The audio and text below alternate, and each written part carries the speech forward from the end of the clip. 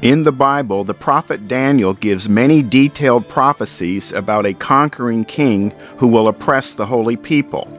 Daniel tells us this king will defeat 3 other kings, invade Israel, and also change the times and the laws. Many prophecy experts believe this king is in the future. But when you understand much Bible prophecy is a warning about the false doctrine of Islam, it is easier to understand many prophecies. Umar was the Islamic king Daniel saw in his vision. Umar was the second Islamic caliph ruling after Muhammad's death. Daniel gives a total of 31 detailed prophecies about this evil king. Umar fulfilled all 31 prophecies. No one else in history has done this. The first caliph to rise to power after the false prophet Muhammad died in 632 was Abu Bakr. Following Abu Bakr's death in 634, Umar became the second Islamic caliph, and Umar ruled from 634 to 644. Since Daniel was written about 550 BC, God allowed Daniel to see Umar's actions some 1100 years before they occurred. Only the true God of the Bible can give prophecy because the true God is outside of time. To see why this prophecy is about Umar, we must first understand the Kaaba in Mecca, Saudi Arabia. The Kaaba is the Islamic worship image and is also called the House of Allah. This is the image of the beast to worship a false god that the true God warns us about 8 times in the book of Revelation. All Islamic prayer must be to the Kaaba. Prayer to a false god brings severe wrath from the true God, and the smoke of their torment will rise forever and ever. There will be no rest day or night for those who worship the beast and its image, or for anyone who receives the mark of its name. The Kaaba is the house of Allah. This is the wicked house that the prophet Zechariah saw in prophecy long before the Kaaba was built by Muhammad in Babylon. After the house was built, a basket of wickedness was placed in it. I asked, "What is it?" He replied, "It is a basket." And he added, "This is the sin of the people throughout the land." "Where are they taking the basket?" I asked the angel who was speaking to me. He replied, "To the country of Babylon to build a house for it. When the house is ready, the basket will be set there in its place." Before Muhammad, the Kaaba was a shrine where people worshipped many gods. This is called polytheism. Umar was a polytheist, as was his tribe, father, and grandfather before him. Umar was very upset when in 610 Muhammad found a new fortress god called Allah, and Muhammad spoke against polytheism. In 616, Umar traveled to Ethiopia to kill Muhammad in order to defend Umar's tribe. But instead of killing Muhammad, Umar converted to Islam and began to worship the new god Allah. Umar's sudden changing from the multiple gods of his ancestors to the new fortress god of Muhammad lets us understand the first part of Daniel's prophecy. He will show no regard for the gods of his ancestors or for the one desired by women, nor will he regard any god, but will exalt himself above them all. Instead of them, he will honor a god of fortresses. A god unknown to his ancestors he will honor with gold and silver, with precious stones, and costly gifts. This king cannot have ancestors that were Jews, Muslims, or Christians, since all 3 of these groups worship a single god. Only Umar, suddenly changing from multiple gods to a new single god, fits this prophecy. Umar honored Allah. Umar's commander was named Khalid.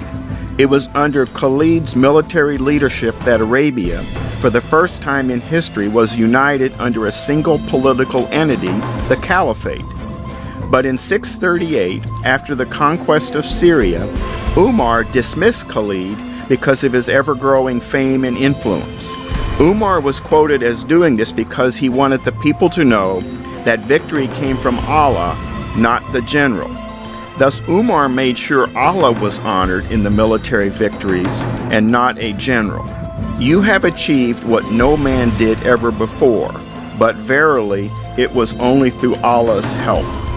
Daniel also tells us this king will say unheard of things against the true God.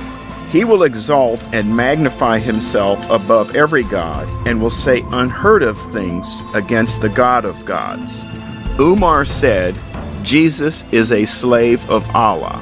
He will attack the mightiest fortresses with the help of a foreign god and will greatly honor those who acknowledge him.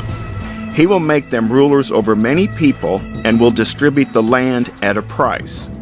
Umar greatly honored those who acknowledged him. In order to minimize the chances of corruption, Umar made it a point to pay very high salaries to his staff. Provincial governors and army commanders received salaries many times higher than normal. This was unheard of at the time. Umar distributed the land for a price.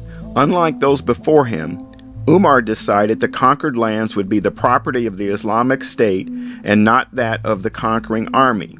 The conquered people would have the land distributed to them and would not be refugees. The lands were left in the possession of their former occupants and charged prices by the Islamic State according to the type of crops. He will extend his power over many countries. Egypt will not escape. He will gain control of the treasures of gold and silver and all the riches of Egypt, with the Libyans and Cushites, or people from the Upper Nile region, in submission. Umar defeated many countries and defeated Egypt. Umar brought Islam to Egypt and oppressed the Coptic Christians there. Umar took booty and taxed Egypt. Umar conquered North Africa. At the time of the end, the king of the south will engage him in battle, and the king of the north will storm out against him with chariots and cavalry and a great fleet of ships. He will invade many countries and sweep through them like a flood. To the north of Umar was Byzantium, also known as the Eastern Roman Empire, with Heraclius as its emperor in Constantinople. To the south of Umar was Egypt. Heraclius controlled all of Egypt, making him also the king of the south. Umar defeated Heraclius in both Upper and Lower Egypt. Umar also defeated the northern army of Heraclius.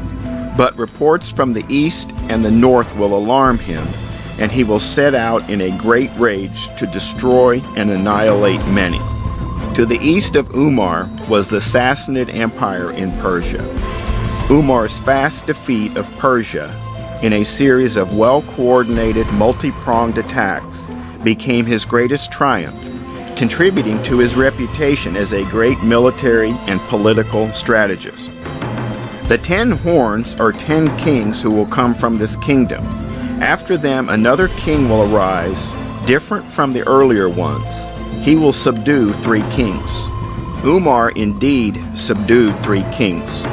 Umar's conquests included Heraclius of the Byzantine Eastern Roman Empire, Yazdegerd III of the Sassanid Persian Empire, and the Sistan king of what today is Afghanistan.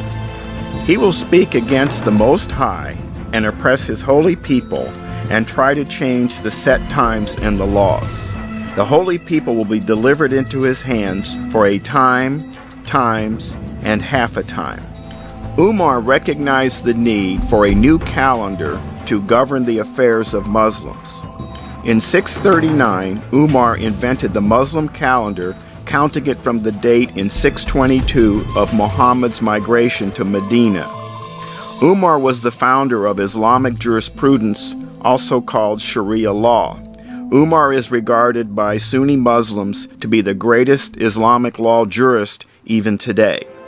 The Pact of Umar, also known as the Covenant of Umar, Treaty of Umar, or Laws of Umar, was a surrender treaty between the Muslims and the Christians of Syria, Mesopotamia, and Jerusalem. It had many restrictions. For example, no new churches could be built, no repairs to a damaged church, no visible cross on a church, prohibition of Christians and Jews against raising their voices at prayer times, Christians were forbidden to be seen with Christian books in public. Palm Sunday and Easter parades were banned. All churches must be lower in elevation than the lowest mosque. He will also invade the beautiful land. Umar entered Jerusalem and camped by the Temple Mount, the site of the beautiful holy mountain. Later, as Umar toured the Church of the Sepulchre, Sophronius, the Patriarch of Jerusalem, said, "Surely this is the abomination of desolation standing in the holy place, spoken of by Daniel the prophet. And at the temple he will set up an abomination that causes desolation, until the end that is decreed is poured out on him." Umar set up the abominable temple on the wing of the Temple Mount, the Al-Aqsa Mosque. He will pitch his royal tents between the seas at the beautiful holy mountain, yet he will come to his end, and no one will help him. The final prophecy about Umar was just as dramatic and accurate. In 644, Umar was at the height of his power, having conquered most of the Middle East. He had a very large army, along with many bodyguards, and traveled to Medina. Umar led the prayers at the front of the mosque in Medina. Everyone was watching Umar. While praying to Allah, Umar was attacked by his Persian slave, and not a single person rose to help him and stop the attack. Umar was stabbed 6 times, and yet no one stopped the attacker. Islamic tradition says the worshippers were too horrified to do anything. All they could do was watch. Umar died 2 days later, just as Daniel foretold. Umar fulfilled all 31 prophecies of Daniel. No one else in history has done this. To learn more about Bible prophecy and Islam, see our website at www.revelationnow.org.